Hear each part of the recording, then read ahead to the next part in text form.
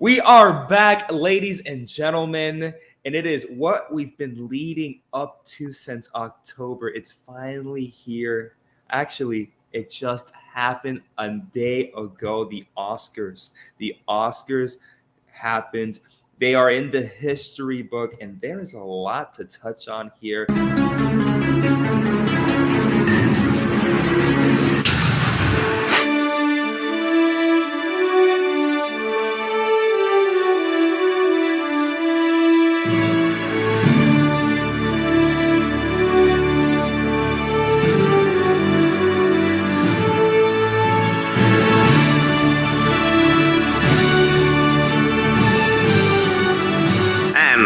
To the races.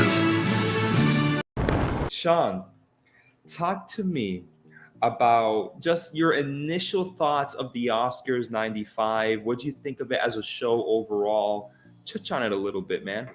Yeah, I mean, there's so much to unpack here. But as a show, I think it's one of my favorite Oscar ceremonies in a long time. I thought Jimmy Kimmel kind of came out. There was a couple of duds of jokes scattered in there, but for the most part, I thought he did a really good job keeping the show together, and there was a lot of funny moments as well. And I think this was a real celebration of artistry, and we had a lot of, I think 16 out of the 20 acting nominations were all first-time nominees. So there was just like an excitement and a buzz in the room that we don't normally get from the Oscars. So it was just such a good show. It was heartfelt, and I don't know, I dug it. It was a great night. I definitely agree. We had a phone call after the show, and I said, this is possibly one of my favorite Oscars that I've ever seen. And with time, it could be my favorite. It's, like you said, man, the passion, I think, resonated throughout that entire Dolby Theater, and you felt it from the very opening seconds of the Oscars, where just people are in their seat, like they're like hyped up, seeing Kiwi Kwan, he's like clapping, and to be there must have been incredible compared to years like the Dakota year last year or the Nomadland 2 years ago, which I felt were dud years in my opinion. Dan, let me pass it to you. Of course, I want to get your initial thoughts on the show and what you thought of it. And once you give me those thoughts, Dan, we also have a ballot that we will be revealing toward the end of this video. And I would like for you to tell me, Dan, just predict, how'd you do? Well, first I'll give you my thoughts on the Oscars. I really liked them. I agree with you guys. This is probably my favorite ceremony that I've ever seen, because I really have just been getting into the Oscars more. I've always watched them, but the past few years I've just been getting into the award talk more and predictions and everything. And I just felt the love here and the passion and the hype during the ceremony. And of course, I mean, Everything Everywhere All at Once. I love that movie, and that's like a movie, I haven't loved a movie this hard in so long, so it just felt great to have that nominated for so many categories. So I loved this ceremony. And I just didn't want it to end even though they're always so long. And I thought Jimmy Kimmel did a good job for the most part. Like you said, Sean, there were some duds, but I thought he brought a fun energy to it, and I like seeing Cocaine Bear there. Yeah, that was hilarious. And then for my thing, I did pretty well. I believe I did better than last year. 76 out of 100. Nice. Mark 4. So I think I'm not the highest, I don't think, but I think I did pretty well. Oh yeah, we'll be revealing that toward the end for sure. But concerning that ballot, I think anybody that predicted Everything Everywhere to overperform got a good score, because last night was Everything Everywhere All at Once's night. Okay. I believe that it is now officially the film to have won the most above the line awards ever. Isn't that incredible to just think of? Now, that stat is coming from Next Best Picture. It's a podcast I listen to, and And I, upon hearing it, was in awe, thinking, wow, to be witnessing history in a way that we, year after year, we complain about the Oscars. For all its merits we try to give it, we complain a lot as well. And they got it so right. Yeah. Sean, I know there's think, certain people who would disagree with you on that. okay, I was about to say something about that. Yeah. I know that there are people that dislike Everything Everywhere All at Once, but it's honestly, it is in the same vein of when any other movie comes out and you have people that like it and you have people that don't like it, but the majority has spoken. Yeah. People love Everything Everywhere All at Once. So we need to stop. I'm going to say this, and I know sometimes, people mean well, and there is some great constructive criticism coming Everything Everywhere's way, but there's this negativity that I don't understand anymore, and I'm going to refuse it when it comes my way. Everything Everywhere All at Once. I'm sorry. I think it is an impacting, incredible film, and it has proven it. People have acknowledged it. People recognize it. People voted for it. I'm sorry. I'm done. I'm tired of these people like, oh, Everything Everywhere doesn't deserve it, blah, blah, blah. The majority has spoken, and I think the majority need to speak up a little bit louder now. Yeah, no, I completely agree with you, John. Like I said, I always want to stand up for everybody because I think everyone's opinion does matter. But in this case, I think we should also look at Everything Everywhere and see what a triumph it is in independent filmmaking. It's such an original screenplay, the artistry behind it, bringing together these legendary actors, and what a small crew of visual effects artists were able to pull off in that film. There's so much to really celebrate about Everything Everywhere, and I think people should maybe look past the fact that they don't appreciate how weird it might be, or the hot dog fingers are too much for them, and kind of just look at the fact that this is a movie of pure artistry and of independent filmmaking at its finest. And I think people just need to be able to be happy for the film, that it won all of these awards, and it beat, against all odds. So I'm so happy for Everything Everywhere. To be here a year later, Best Picture winning film. Wow. Let's talk about some shocking categories and maybe not so shocking categories. Let's touch on the two Best Supporting Actors. Mm-hmm. The first one announced was Best Supporting Actor. Let's get it. Oh my God. Yes! Oh my God, look, she even cried.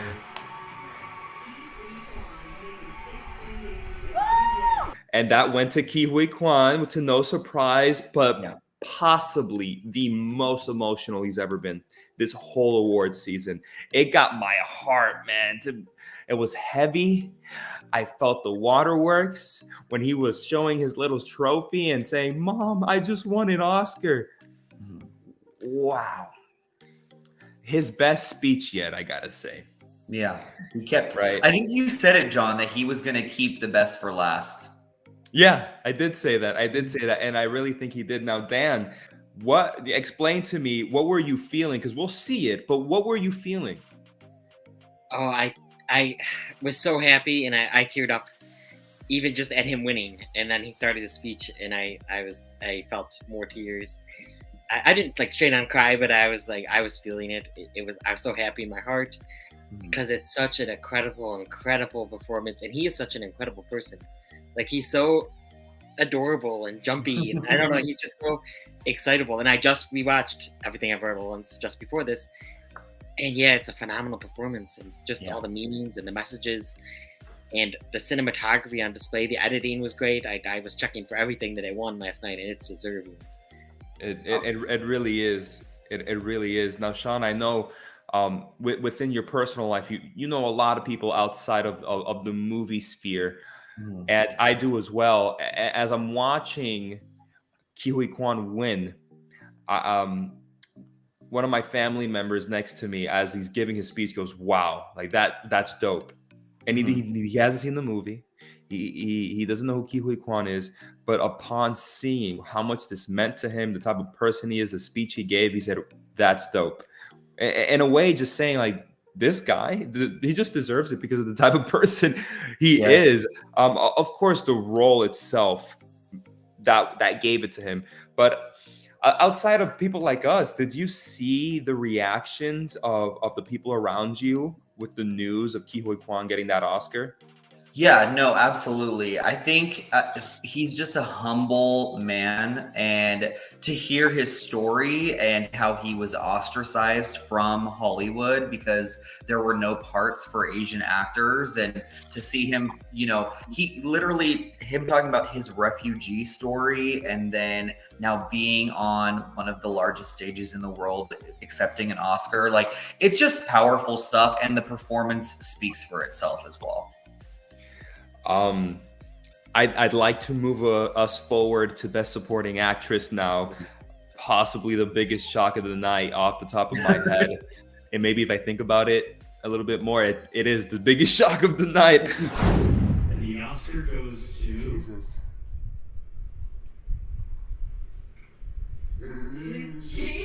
Oh my God! I got it right!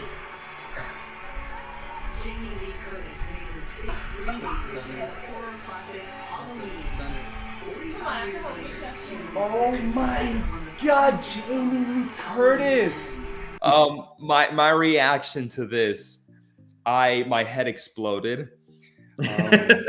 We knew it was a three-way race between Yeah. Jamie Lee Curtis, Carrie Condon, and Angela Bassett, and we all made our claims.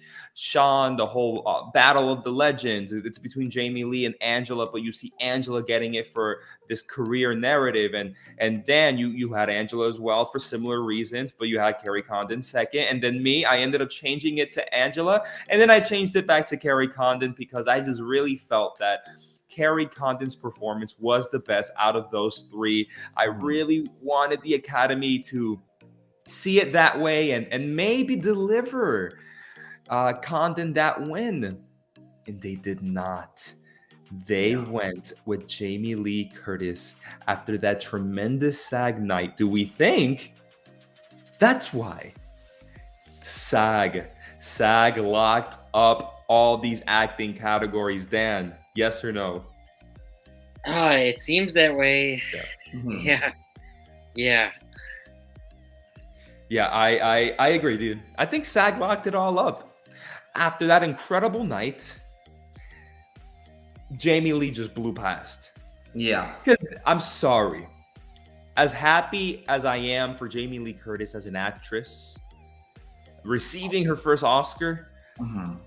this isn't a performance that I think is deserving of it. So what happened here? I think this is one of the times where we can say this is the Oscars giving somebody an award for a career narrative. The very Right. thing that Glenn Close lost the Oscar to back that year, Mhm. we see it come to fruition with Jamie Lee Curtis. Sean, do you agree, or do you think there is some merit in that performance for a win? Because I don't. I wouldn't say there's no merit at all. I think that it's a memorable performance. It might be the least memorable performance of the film. I think Stephanie Hsu was way better than Jamie Lee Curtis. So if we're talking that, then Stephanie should have won. And then I was watching clips from Black Panther last night of Angela's performance, and I have to tell you that she did give a damn good performance. And Angela also has been nominated before and hasn't won for, as she played Tina Turner. And, I think a lot of people thought that she should have won there. So I don't know. I do think at the end of the day, Jamie Lee's performance was probably the least impactful out of all five. I agree. Yeah. I agree too. Yeah, I think on a personal ballot, I give it to Hung Chao before I gave it to Jamie Lee Curtis. Oh, absolutely. Jamie Lee Curtis she was not bad. It's not about her acting. It's about the role. The role just didn't warrant the type of Right. emotion that Stephanie Hsu gave, Hong Chao gave. It didn't warrant it. And that's why I'm saying, like, I don't see any merit there, man, because sure, like she was fine, but I honestly think it's that love for Everything Everywhere All at Once that gave Jamie Lee the win. Then why Jamie over Stephanie? Is that when kind of the legendary actress kind of narrative comes to play there? Yeah, I think so. I think it has to be Jamie Lee had a similar career narrative to Angela Bassett. Yeah. I don't think many people can deny that. She had a very similar career narrative. Angela but I feel lost like it Angela's once. given a lot more. She's given a lot more like powerful Oscar-worthy performances than Jamie Lee has in her career. Not to say that her career shouldn't be celebrated, but I agree. I agree with you there, but it's similar. The whole she deserves an Oscar. She's gone too long without an Oscar. I can't believe she hasn't gotten an Oscar. I can't believe she has never even gotten nominated. That whole narrative of it all was very similar. And I think Jamie Lee just took that and ran 1,000 miles an hour past Angela Bassett, past Carrie Condon. And that's how she got this win here. There's no other way. Yeah. What are your guys' thoughts on Angela's reaction to Jamie Lee winning? Yeah, I noticed it right away because it's not like she looked outwardly mad. Like she didn't make a face, but you could tell that she was broken by it, because in that moment I wanted Angela to win. And after I was like, oh, I wish Angela won then, because I would have rather Angela, if it was going to be by legacy and everything, I would have rather Angela Bassett win. Like you said, I thought all of the 4 performances I thought were better than Jamie Lee Curtis. And I just watched the film and I was paying attention to Jamie Lee Curtis's performance. And yeah, it's good, but I never would have nominated it. No. Like, John, when you brought up her being nominated for this at the beginning, like in October, I was like, you are out of your damn mind. Like, this performance is not like Oscar worthy. And then for now, all of a sudden she's won. It's quite interesting. Yeah, you hear the whispers, and you got to mention them, man. And the whispers was Jamie Lee may be nominated. Jamie Lee. And it's funny. I liked Jamie Lee's speech, and I was like happy for her as a person. Yes. But at the same time, yeah, it's like, she didn't deserve it as much as everyone. I don't think so. I'll be straight up. I don't think she deserved it, and that I think, in my opinion, and that's it. And that's it. That's my fight. My fight is I don't think Jamie Lee deserved it, but I'm happy for her as a person, right? Yeah. Now, guys, I would like to get into a category here that may have led to a future win later in the night. Hair and makeup. They use like 3D. The Oscar goes to Catherine Martin. The Whale.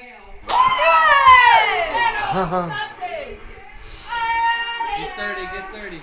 This was a surprise for me because I could have sworn up and down that Elvis was going to get this. Yeah, that's what I Elvis is getting this.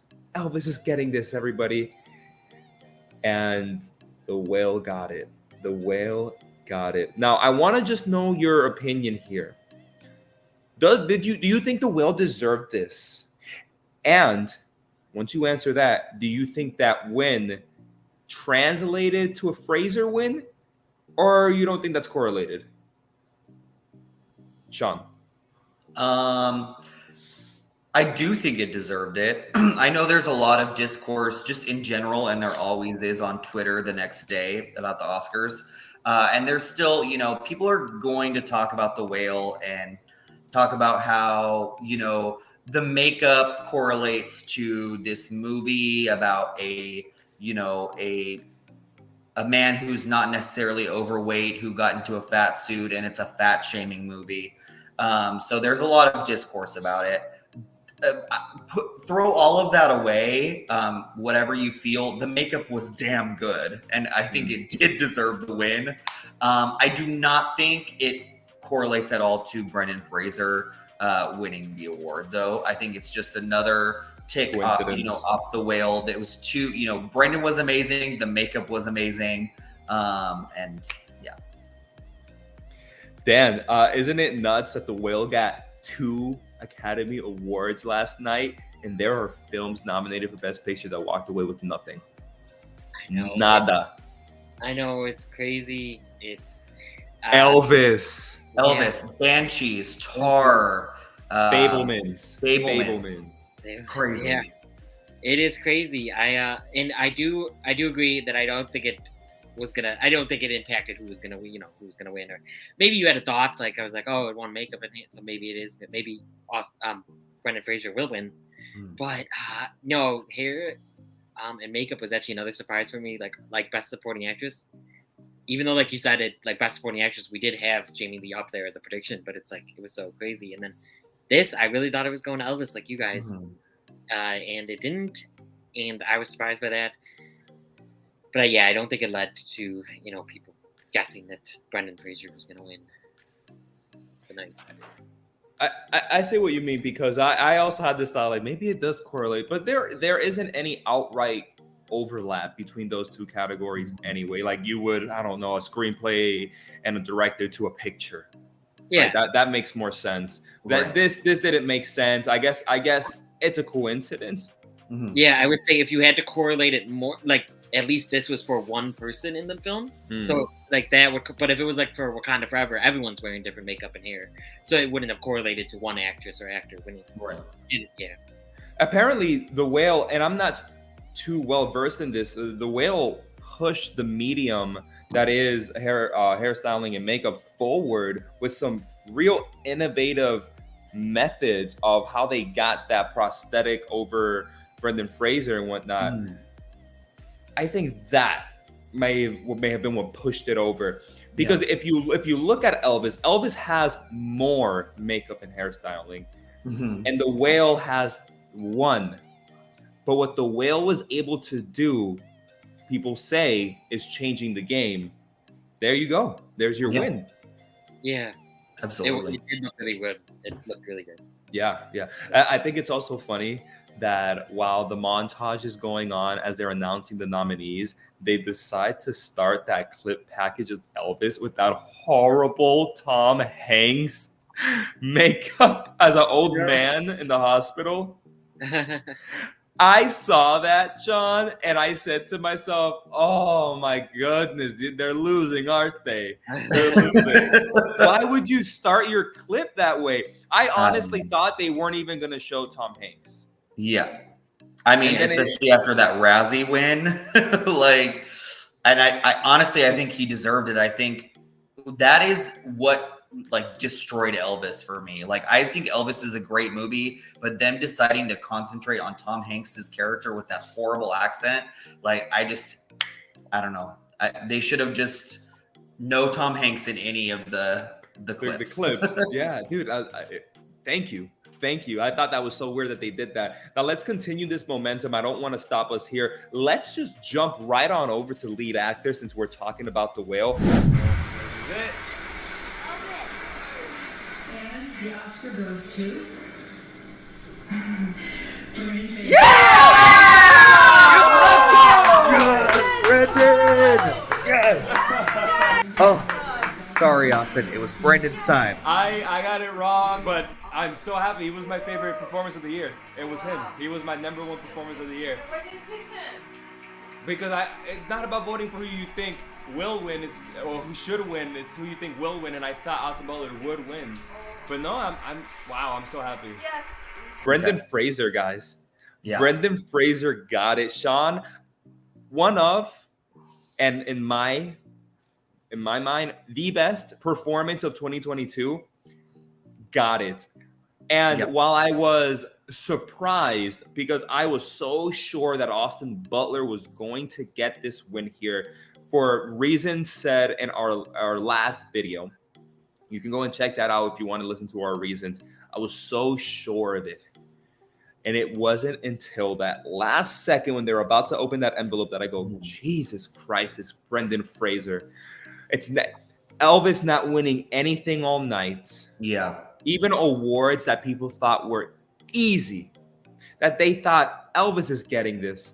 Elvis is getting costume design. Elvis is getting hair and makeup, and it didn't. And I thought, it's not strong. The Academy doesn't like Elvis. Well, they like it, but not enough. They like it enough to nominate it out of 5. Yeah. And we don't know how they rank amongst 5, right? So it could have been number 2. It most likely was number 2 in a lot of categories, but it didn't win. They didn't like it enough to make it win. So obviously that translated to Butler. Dan, what was your feeling going into that category as they were about to read the winners? I still thought it was Austin Butler, before. And then as they were reading it, I was thinking about all the things you said, like Elvis didn't really win anything else. And now is Brendan Fraser gonna win? And I do think it's deserving because he was amazing in that. He's one of my favorite performances of last year as well. Yeah, I don't know. Yeah, Sean, if you want to pick up right where Dan left off. Yeah, I am so happy Brendan Fraser won, and I don't know what it was, but it was like this feeling like during the Oscars, I feel like the last couple of years, like nothing was going my way of what I actually wanted to win. So I'm like, well, this isn't going to go to that. But as the show was going on, I was like, everything I want to win is winning. Like if I did what should win, I feel like I would have won the ballot, but I did not on my ballot. So obviously I know I didn't do that great. But I just felt Brendan Fraser's win, and it did happen. I will say it is interesting that he is now the 6th straight male actor to win for playing a gay man. What the heck? That is such a weird statistic. I never even knew that. Yeah. So, I mean, it's a strange thing, and I think there should be conversation about, like, let's possibly change that and, like, actually get, actual gay men to play these roles. Besides that, though, I do think it is a phenomenal performance, and he was so deserving, and I'm very happy. I think about that stat, and I go back to The Whale, and I think that whole part of his character is not fleshed out correctly. It's very much so. It's in the background of it, and I think it does make like the character even. It makes the character more intriguing and more multi-layered. But I agree with you, John. When I think of The Whale, I don't think of him. I always forgot that he was a gay guy too, and he had this lover, or the partner rather, and it was the depression kind of came in when his partner passed away. I think that could have been handled a little bit better. But we're not talking about The Whale as a whole. We're talking about Brendan Fraser's performance, and it was incredible. Incredible, deserving win. I was so happy for him. You'll see in the video that I was a little shocked that Butler didn't win, but immediately said that this is a loss that I am so glad with. Yeah. I am not sore here.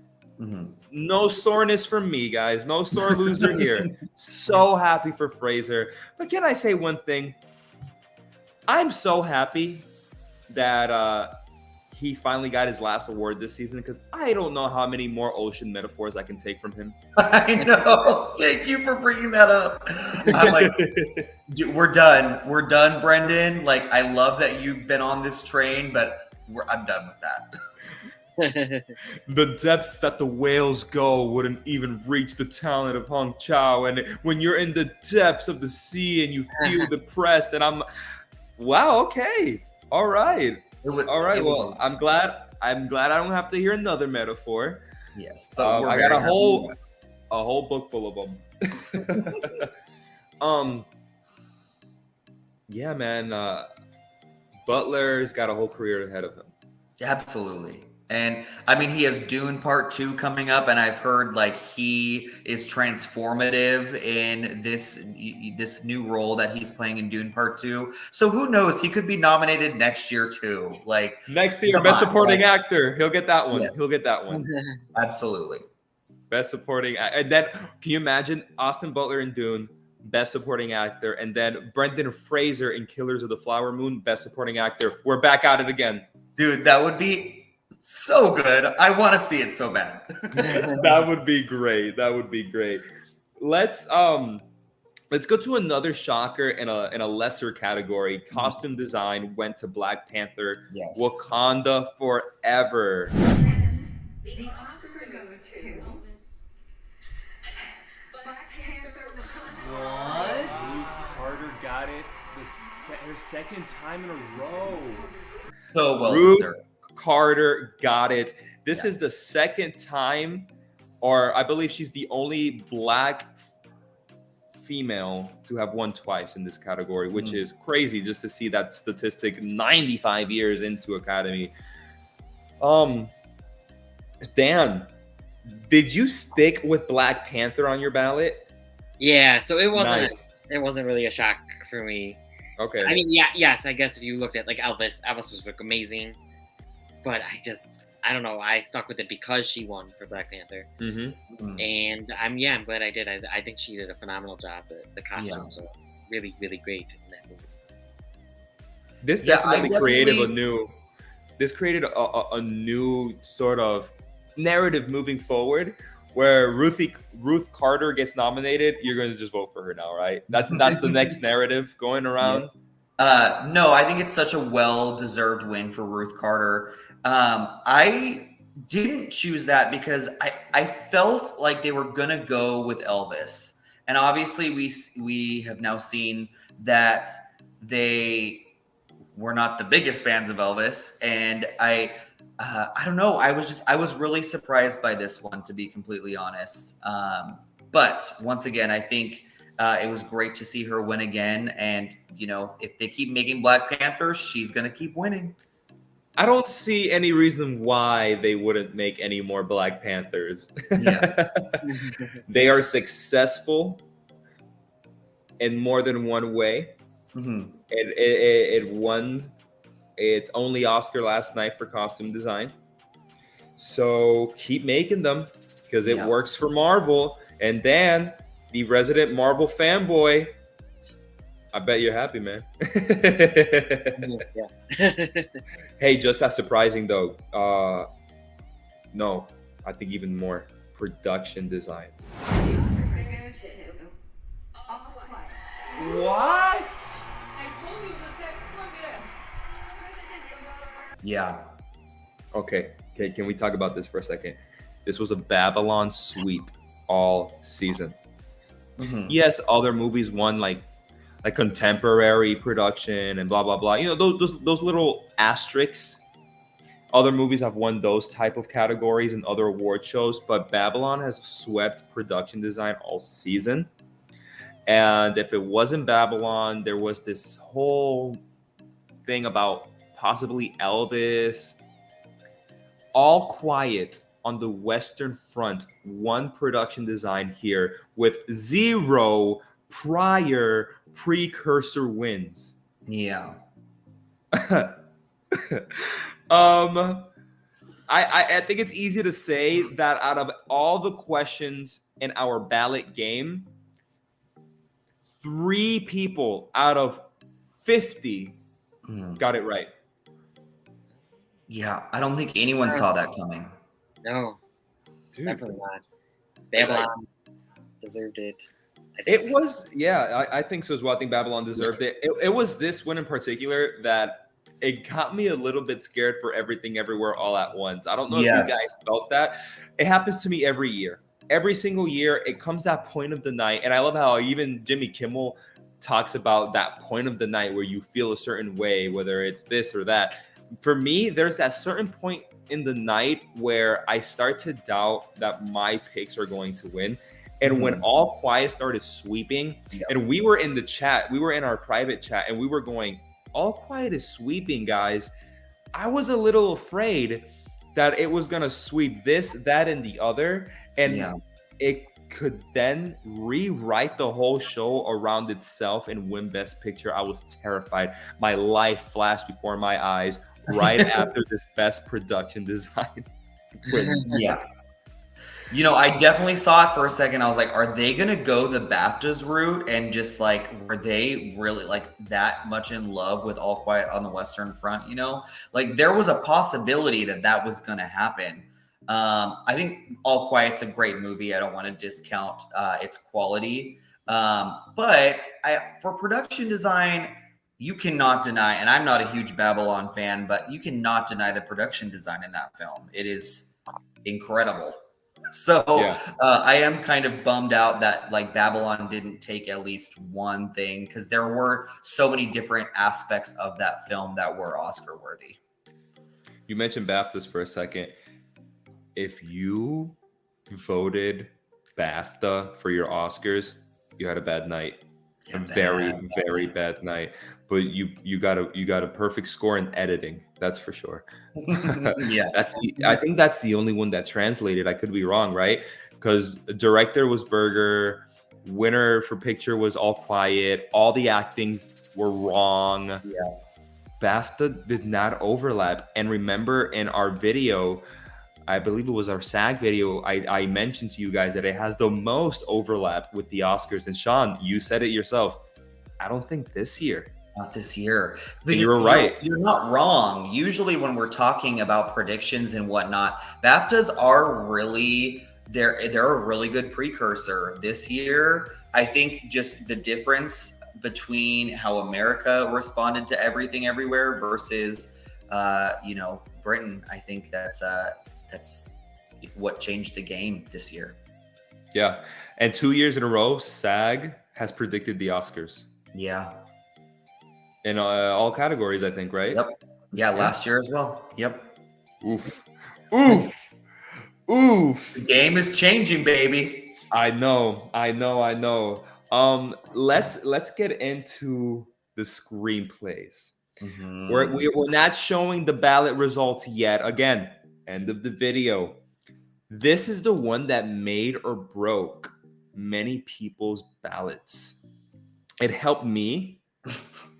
It is semi-destroyed, but semi-helped Dan. And Sean, I love you, brother.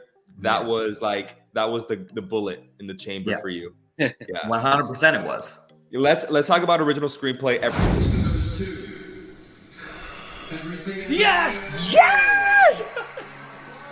Yes! That's a great start. 100%. Yes. And it got it. I remember I said Critics' Choice and WGA, usually that combo goes for a win, but you had a great point. I'm going to give it to you. A great point that Banshees was not eligible and they could spread the love. Absolutely. It's just that love for Everything Everywhere that I could not see it losing here. And when Jamie Lee won at the start of the night, I immediately thought it's winning screenplay then. Because it's strong there. It's super strong there. And Jamie Lee, at least in my list, wasn't even as strong. She was number 3. Yeah. And she got it. So if the outlier won, then the closest one to win is going to win, right? And it did. Everything Everywhere got it. Any thoughts on that, Sean? Yeah, I mean, I got screwed during the screenplays. Like, I really was betting on that they were going to spread the love. And why I say that and why I really felt it was because since they have broadened the voting pool for the Oscars, they really have, in the years since, spread the love around. There hasn't really been any major film to kind of take all the awards like Everything Everywhere did last night. So I was expecting that. And, I really thought Banshees, I was like, there's such love for this film. How is Banshees going to go home with no Oscars? And, it happened. So I was completely wrong. Dan, no Banshees. But you were on the same boat as me, right? You picked Everything Everywhere to win here? Yes, I think. Did you change that one or no? I'm trying to think. I don't know. I don't think I did change it. Okay. At first. Or at least not the last minute, because I did some last minute changes. but yeah, no, it pained me to have Banshees walk away. Like think that Banshees was gonna walk away empty-handed, and then it did. But yeah, no, just the screenplay for Everything Everywhere All at Once is just so smart. Yeah, but Man, what is it about McDonough that the Academy just doesn't want to hold on to? Yeah, because he has won an Oscar, but it's for a short film that he did. So Yes. yeah, he just has not won crap. Even though his movies are so beloved, it's crazy. And we all talk every time one of his movies come out, we keep talking about it like, oh, for sure he's gonna win this time, and it doesn't happen. He's like the Michelle Williams of filmmakers. I like it. Yeah, you're right. But this is just one of many awards that the Daniels were gonna get. So let's go to adapted screenplay real quick. Women talk. Yes. Oh shit! Where's All the quiet. What? It ended. Go Sarah Pauly! Oh my god! Wow.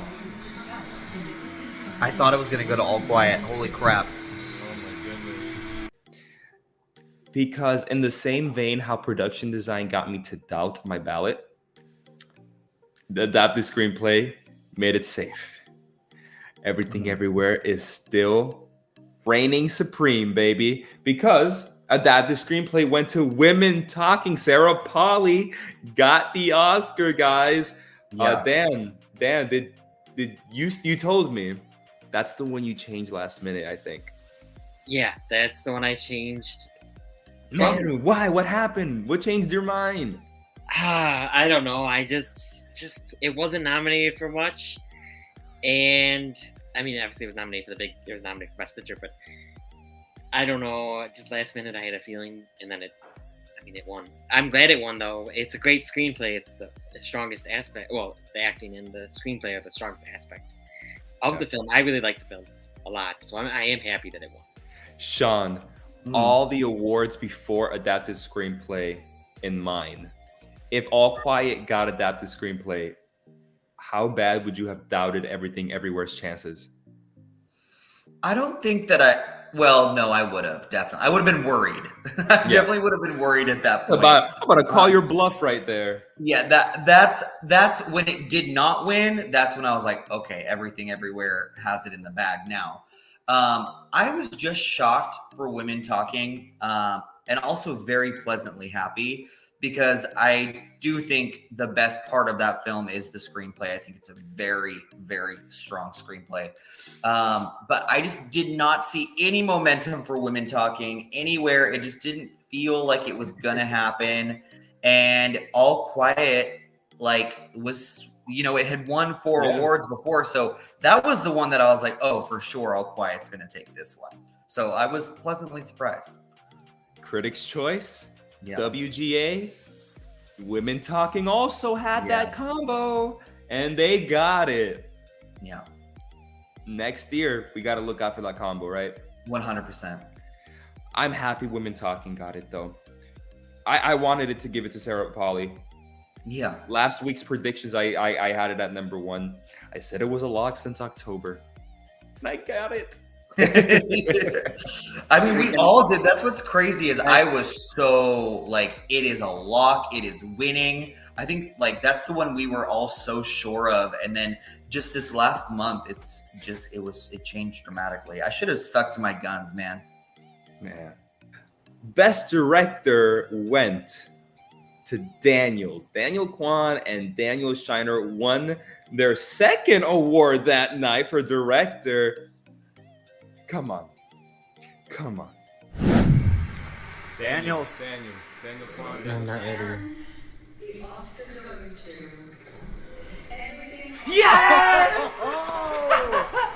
Yes. Sweeping! They're doing it. They're not spreading the love. They're giving it to Everything Everywhere All at Once. It's happening. Oh my God, they're sweeping. Began their career as new. Like I said, that DGA win, the Critics' Choice win, it was gonna be the Daniels. And I told you, when Steven Spielberg said that the Daniels made me a better director, he shot himself in the foot. And I think he did. I don't think he shot himself in the foot. I think that it like the narrative was becoming clear that they were going to win. So I don't think Steven Spielberg could ever shoot himself in the foot. But did it help them win? It's possible. The entire cast and crew of Everything Everywhere last night, oh my goodness, they were stunning, spectacular. All their speeches. That's what I'm saying. Like, this is one of my favorite Oscar nights. Yes. Everything Everywhere made it for me. That's a really good point, John, about just like the cast and the crew and everything. Like, very rarely does it feel like a whole cast and crew are so united and on the same page and have so much love for each other than this cast and crew of Everything Everywhere All at Once. Even the guy who won editing, like the way that he spoke about the Daniels and like the producer when and we'll talk about Best Picture later, but like when the producer was talking about the movie, like their love and adoration for each other just rang so true and so strong. Yeah, like they said, we were more than a cast and crew. We were family, and usually sometimes that doesn't seem real. That doesn't seem like it translated. Today, yeah, I didn't roll my eyes. I was like, oh yeah, right. But like, it seemed like they really were. Yeah, absolutely. I agree with that completely. But the Daniels got it here. Now, do we know like how many duos have won like Best Director? Or I think it's been a couple. I mean, Joel and Ethan Coen come to mind. Yeah, I think the original directors of West Side Story, I think. Okay, yeah. So there's probably been a couple, but very rarely. So it's really cool to see. And the two of them complement each other so well. Too well. Yeah. And their speeches were phenomenal. And every time just seeing them up there, it just made me happy and full of energy. And it reminded me why I love film so much. Yeah. Absolutely. Absolutely. Now, energy, right? You like my segues? Let's talk about energy, energetic. What's more energetic than Natu Natu? Natu Natu. I knew that was coming.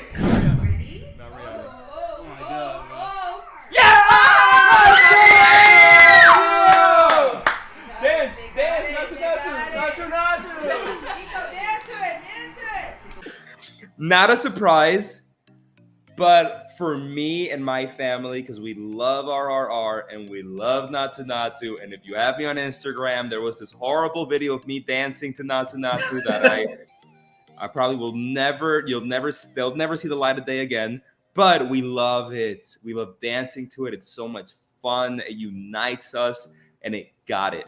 I was a little bit scared for Rihanna's Lift Me Up, because that was starting to get a lot of traction, and that reaction it got at the Academy Awards last night, that emotion was welling up in that room, and you could feel it. You could cut it with a knife, that emotion of Lift Me Up as it was performed. Natu Natu is a powerhouse. Yeah. Nothing was beating it, and nothing beat it. Natu Natu got it. Natu Natu for me was my favorite performance last night at the Oscars. I wish the original actors danced in it, but they didn't. I also wish that they had more. I don't know. I feel like that performance was a little bit of a missed opportunity. Actually, like they brought in like not the same choreographers. They brought in choreographers, Napoleon and whatever his wife's name is, who usually do the Oscars. They brought them in, and they worked with a lot of the same like dancers that they usually work with. I felt like it would have been really cool to bring in some people from the film and make it more of a personalized RRR Bollywood experience. Straight from Tollywood, yeah. Oh my goodness, yeah, that would have been great. I actually didn't know that, but Natu Natu. I just wanted to mention it because that got a really big reaction from me. Dan, did that get a big reaction from you as well? Yeah, no, I was very happy, and I knew it was going to happen. It was that or Lift Me Up, and then Hold My Hand Down. But that would be my third pick. But okay, can we talk? It was about my favorite. That? What? Can we talk about that? Hold My Hand. Talk about what? Hold My Hand. Yeah. What's wrong with that? What are your thoughts on Hold My Hand? The performance last night. So she was not going to perform, and she agreed.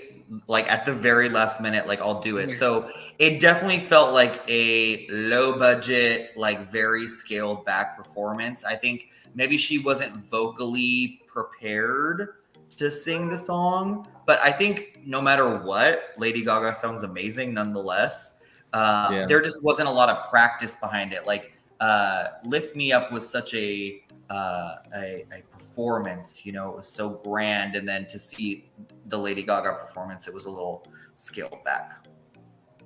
I feel the same way. Vocally ready, I think Lady Gaga's always vocally ready. She Absolutely, has an amazing voice. I love Lady Gaga, so yeah, amazing I'm not voice. saying that, but yeah, it's more how everything just came together out of nowhere, last minute, and I almost I love that song, guys. I love Hold My Hand. I do too.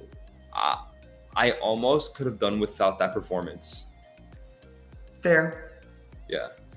I'm not against that. You know what I could have done without, and what made me not want Lift Me Up to win, is Thames, the writer, had her giant freaking loofah hood that she was wearing, like, and she was blocking all of these people's views. Can you imagine, like, first time, like, I get to go to the Oscars for the very first time, and this bitch is wearing this giant thing that is blocking my view the entire time? Like, do you have any respect? Like, that pissed me off more than anything the whole entire night.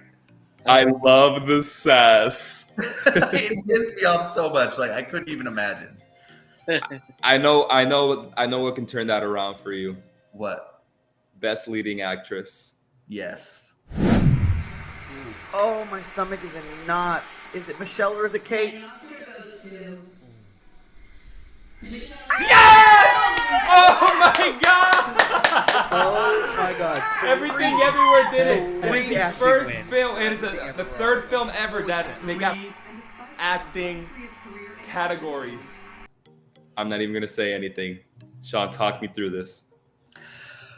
I mean, I've been championing Michelle Yeoh for this entire award season, and that's not to say that Cate Blanchett should not have won, because I think Cate Blanchett is just a phenomenal actress, and that performance might be her very best. So the fact that she didn't win for it, you know, it's not sad, but it just shows you how great all of the performances this year were. But Michelle Yeoh deserved it. Her speech was incredible. What she represents is incredible, and I don't know. I just love her, and it just makes my heart so happy. Michelle Yeoh's win is the one that made me tear up. Yeah. Because Key, of course, I was emotional, deserved. Jamie's not really. The Daniels, so happy for them, even for the screenplay win. When Michelle Yeoh's name was said in the video, I had my eyes closed. Like I was waiting for it. I was hoping for it, and I was so happy. I'm looking at her there, and whatever you think of the fact that Halle Berry was there. Whatever you think about that, oh, what a moment. Yeah. What a moment. And it really got me to feel so, I don't know, man. My heart was just so full at that moment, and I felt like my tears were welling up, and even my brother was saying, like, I got goosebumps. My brother was saying, I got goosebumps. That was probably my favorite actor win that night was Michelle Yeoh. Yeah. Dan, what do you think? Yeah, no, 100%. Michelle Yeoh deserved it, and she was my favorite of the night, because her and Katie. Yeah. Katie Kwan, I expected it more. I expected her, but it was like Cate Blanchett could take it, and deservedly so. Cate Blanchett was amazing as well. But yeah, Michelle Yeoh was just so monumental. Just a monumental win, an amazing speech, just an amazing person. And yeah, I teared up. I teared up a few times. Pretty much anything, everywhere, all at once. Yeah. It was great for me. So yeah, I'm very happy. I will also say though that when it comes to statistics, Michelle Yeoh's win just throws statistics out the window. It does because it should have been Cate Blanchett. If you look at statistics, it was her win. But that's when you really got to start looking at it. And I know of this, and I hope everyone that listens to our videos understands that we understand that statistics are just trends. Like, it's what's trending, right? But in the end, you got to go with a combination of statistics and your gut. Yeah, right? Yeah. What were you going to say, absolutely. Sean? I just wanted to say, I think with Michelle, you can really feel the love of her peers. Like everyone just like that room just erupted. You can feel like how happy every single person in that room was for Michelle winning that award.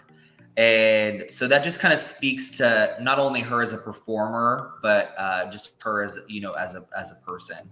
So once again, I'm so excited for her. And on your point, John, I think this year especially has been the year of like, let's throw a lot of these trends and statistics out the window. And, you know, we're kind of going to create new narratives this year. So it's made it a lot of fun. So fun. Yeah. So fun. Notwithstanding, Best Picture though.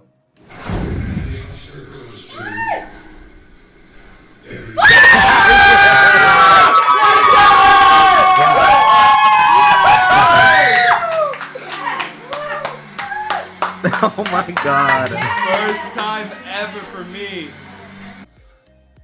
That was the biggest one of the night. Biggest one of the night. A little history lesson for people that don't know this about me. I started getting into the Oscars in the 2010-2011 year. That was the year The King's Speech won. My favorite movie that year was Toy Story 3, which was nominated for Best Picture that year, and it didn't win, obviously. But that was my road into becoming the Oscar pundit I am now, if you think I am. I think I am, at least. But it led me to this road where each year I look at the Oscars, I love the Oscars, I watch the Oscars, I predict the Oscars, I look at analytics and statistics and try to predict them. And I have never correctly predicted Best Picture. Oh no, that's not what I mean. What I mean is my number one has never been Best Picture. Yeah. My number one film has never been Best Picture. The closest I ever got was La La Land back in 2016, and we all know how that went. 26 years old. I went through 26 years of my life. And guys, this was the first film in my whole life. My number one film won Best Picture. My whole life. It's never happened to me. Never. And it happened last night. I mean, I'm going to stand right there with you and say it. There's only been one other time when my favorite film of the year won Best Picture, and that's when Lord of the Rings: The Return of the King won, which was, like 2003. So, you know, it's been 20 years, you know. So to have it happen again, and it was my number one film of the year, I think, Dan, it was your number one as well. So for all three of us to get to see our favorite film of the year win Best Picture, it's a really, really special moment. And I know it's not going to happen for a long time. No. Right? We got to get ready for that. But, dude, this, you know, I keep saying, like, when it won, I wrote you guys, we did it. And I think even the cast and crew of Everything Everywhere, they made us feel like family.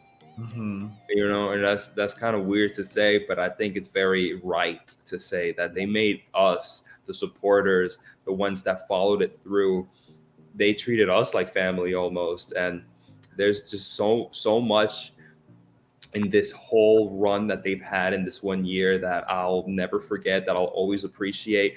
Life lessons within the movies that, man, I know it's played to death, but that whole, you know, in another universe, I would have loved to have done Laundry and Taxes with you. Like that's what I live every day, man. I'm getting so personal right now, but I think it's warranted. Man, I think about my wife and my family, and I'm not a famous actor. I'm not a Hollywood producer. I don't make millions of dollars, but I am so fulfilled in just doing Laundry and Taxes with my wife. Mm-hmm. And I think this movie helped me be fulfilled in doing that. I love it. A beautiful point. And yeah, I mean, I think to piggyback off of that, there are so many things about Everything Everywhere. I think the one thing that resonates with me the most is just showing strength through kindness, and that some people look at maybe being a little bit meeker or not subservient, but like, like Ke Huy Quan's character, and why I related to him so much is I felt like for the longest time in my life that everyone kind of, not took advantage of me, but they maybe didn't think I was a strong person because I was kind of like that. And I really resonated with his character, and to see Kay and his story and him, get to win this award. It's just been this whole award season has just been incredible. And to see this movie that means so much to all of us win, it's been awesome. Wow. That's going to make me cry. It transcended the boundaries that it was stuck in for just a little bit of time and pushed through. Man, yeah. I'll never forget this. I'll never forget this. And it doesn't. People are looking at us and maybe not understanding us, and maybe people that don't like this movie don't even like that we're talking this way about it, but they'll never take that away from me. The fact that this is the power of film and the absolute power that a great film can do. It can change your life, and it can change your mindset. It can change your mind and the way you look at life. And if a movie can do that for me, like, I'm bringing it back to the beginning. I reject your negativity. I reject it. I reject the overrated everything everywhere. Shouldn't have won Best Picture. Shouldn't have won the Rubber Ducky for Best Picture. I reject it. I reject it. My life has been changed in more ways than you'll know, just because of this one stupid hot dog finger movie. Right? Absolutely. Yeah. 100%. Yeah. I reject it. Guys, that is pretty much all we really want to touch on when it comes to the highlights of the Oscar ceremonies. Sean, Dan, is there anything else you want to touch on before we get into the actual ballot game? Yeah, I'm good. Babylon should have won score. Yeah, I agree. Yeah. This will be fairly quickly, so won't keep you guys here much longer. So, ladies and gentlemen, let's talk about your winners here at the ballot game, Off to the Races ballot game. First off, I want to thank everybody that participated. The amount of people that came and played this game beat last year's, doubled it and even more. Mm-hmm. So thank you so much for that. Jesus, more work for me. Let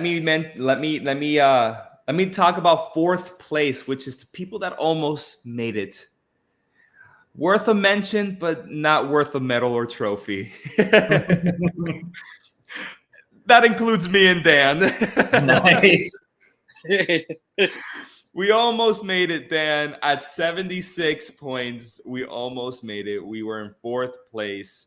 We don't get a trophy. We don't get a medal, but we almost made it. Alongside us, we have Eric Thorpe from Eric Thorpe Reviews. We have Jason, the old millennial. We have, I could be pronouncing this wrong, so I'll pronounce it both ways, Salve or Salve. We have Terry Schreiber. We have Malshri Gupta, and best name, Summer Ho. I love it. We almost made it, guys. Let's move on. The top three. These are the ones getting the awards, getting the trophy, getting the bronze medal here. With 78 points, we have Kanad Bat, Amir Shutsa, Brandon D. Wood, Stoner Sin, and Nick F. in the bronze place. Nice. So congrats. You guys made it. You guys made it. Second place, 80 points. 80. We got Carly Hu, Daniel, and my sister Lucero in second place with the silver medal.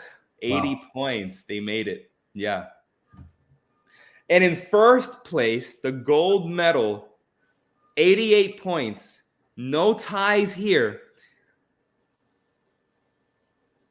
Frances, my wife. Frances, my wife, got the top spot.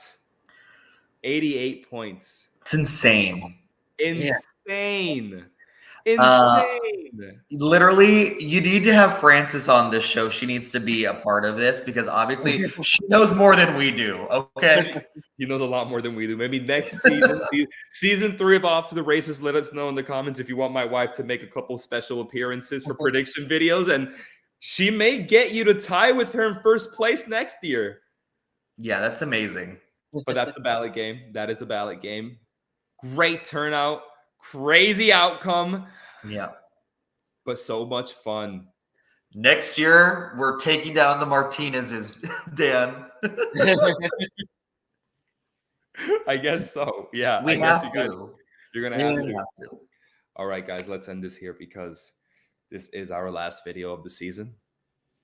Yeah, it is the last video of the season. It has been a run and a good one at that.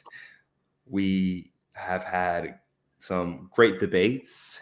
We have had some awesome similarities, and we have had some emotional moments like you've seen in this video.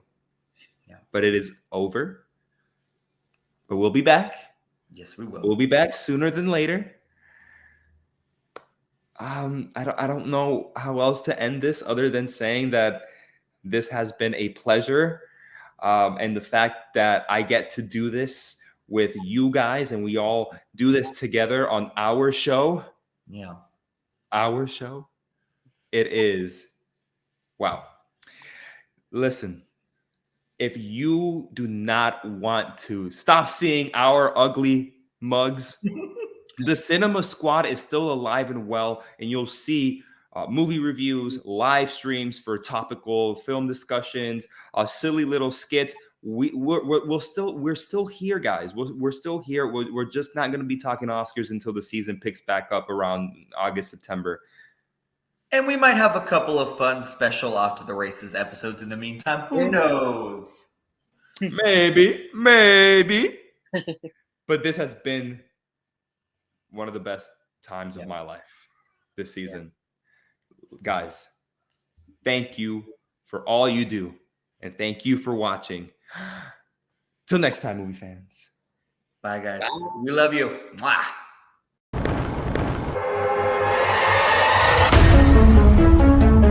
This is looking to be a tight one, folks.